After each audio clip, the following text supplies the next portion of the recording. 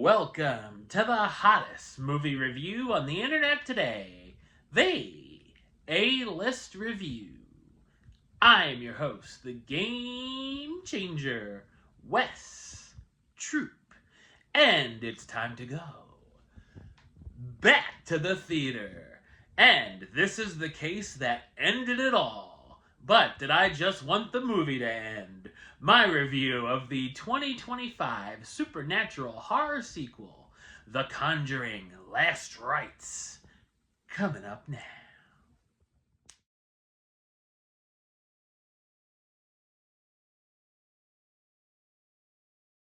Paranormal investigators Ed and Lorraine Warren take on one last terrifying case involving mysterious entities they must confront. So, what did I think of The Conjuring Last Rites? I thought it's a serviceable but uneven supernatural horror sequel.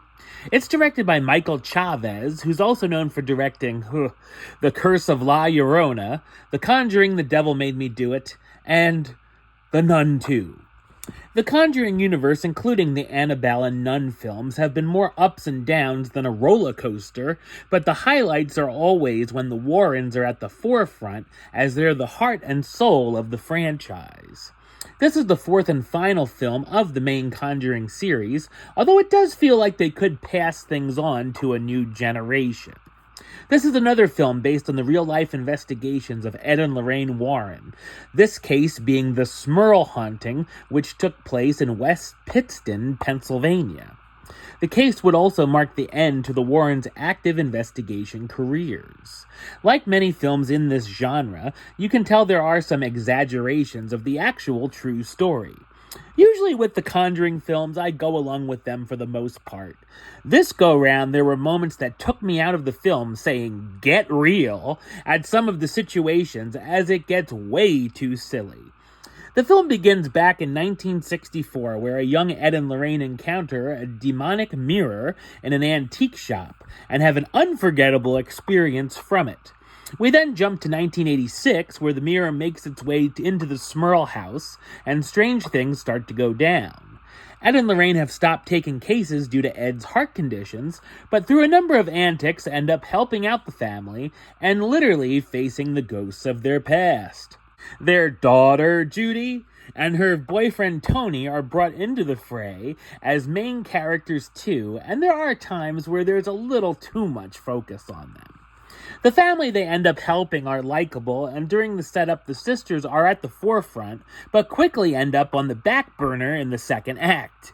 There are some effective jump scares and creepy moments with decent tension, with some highlights being in the bridal shop dressing room, the attic, and basement.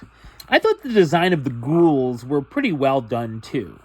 Of course, the film isn't without the usual spooky cliches and tropes, and yes, it's safe to say, Annabelle makes an appearance.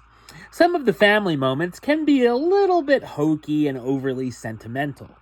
With a runtime of 2 hours and 15 minutes, the film is too long, with whole segments of slow pacing that tested my patience, as it takes too long for the Warrens to get to the house to help the family.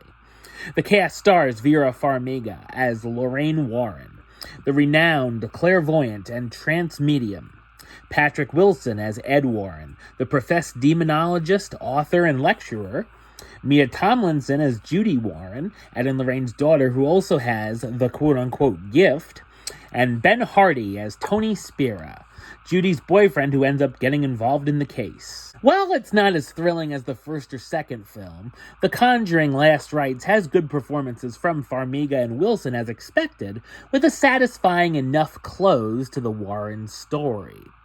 Number-wise, I'm going to give it a 6 out of 10. I rounded up a little. A little bit of a curve, which gives it the A-list rating of do it. It's a small do it, but a do it nonetheless.